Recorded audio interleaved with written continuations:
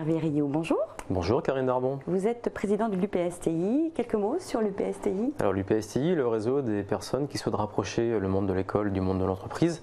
Et aujourd'hui, ce réseau est principalement constitué des professeurs qui enseignent les sciences de l'ingénieur et également d'un certain nombre de partenaires industriels.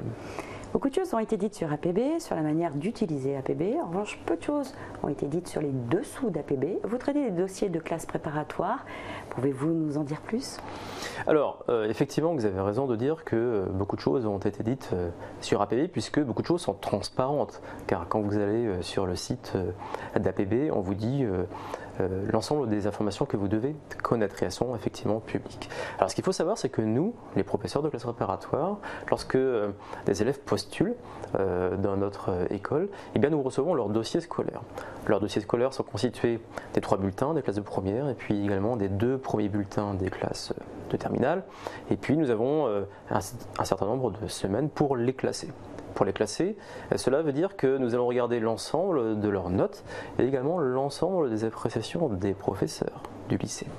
Et à travers ces notes et ces appréciations, nous sommes par conséquent en capacité de rechercher les profils d'élèves qui conviennent à notre formation et également au niveau de notre établissement. Et ce que nous recherchons principalement, ce sont des élèves qui ont une certaine capacité de travail, puisque nous allons leur demander effectivement de travailler peut-être un peu plus qu'en classe préparatoire, avec derrière un objectif de réussite au concours, donc ce qui est bien normal. Et donc nous sommes en mesure de classer l'ensemble de ces dossiers à travers, comme je vous le disais, les notes et les appréciations des professeurs. Et c'est incommensurable comme travail parce que vous avez globalement souvent les mêmes dossiers. Comment vous arrivez à jauger la qualité d'un candidat? Alors effectivement, vous avez raison, c'est un énorme travail. Il faut savoir que toute l'équipe pédagogique, l'ensemble des professeurs est associé à ce travail.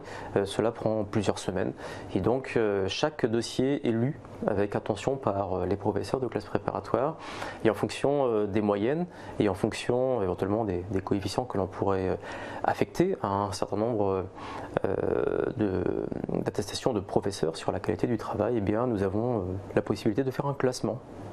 Je suppose qu'il y a des mots-clés dans les attestations et les remarques des enseignants. Vous avez totalement raison. Des mots-clés qui nous permettent de comprendre qu'un élève a le potentiel de fournir tel ou tel effort, ou alors un élève qui a montré à travers sa scolarité au lycée qu'il était en progression, qu'il s'est mis en travail, qu'il a vraiment compris telle ou telle discipline, du moins son esprit. Ce sont des mots-clés auxquels nous sommes énormément attachés et sur lesquels nous affectons beaucoup de crédit.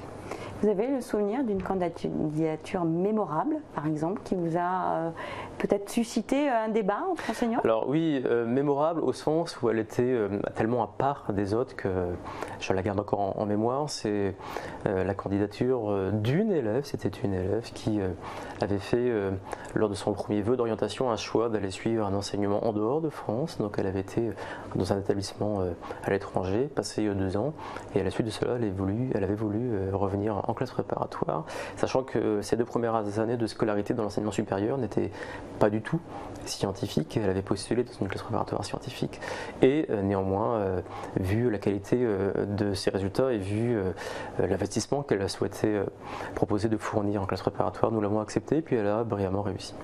Comment vous pondérez? Ce sont les appréciations qui sont plus retenues qu'une note? Non, c'est à part égale, très honnêtement, c'est à part égale, du moins dans mon établissement. Après, chaque établissement a sa politique de recrutement, mais effectivement, à travers les notes et à part égale à travers les appréciations des professeurs, eh bien, nous nous forgerons une idée sur chacun de ces milliers de candidats. Petite question indiscrète, il paraît qu'il y a des quotas. Pourcentage? Alors, il y a effectivement eu récemment l'introduction d'un quota depuis la loi de l'enseignement supérieur de 2013. Un quota qui dit que 10% des meilleurs élèves des classes du lycée ont un droit automatique d'entrer dans l'enseignement supérieur dans une classe sélective. Donc, effectivement, si des élèves méritants font partie de ces 10% des meilleurs élèves du lycée, ils peuvent postuler en classe préparatoire et avoir une place qui pourrait leur être réservée.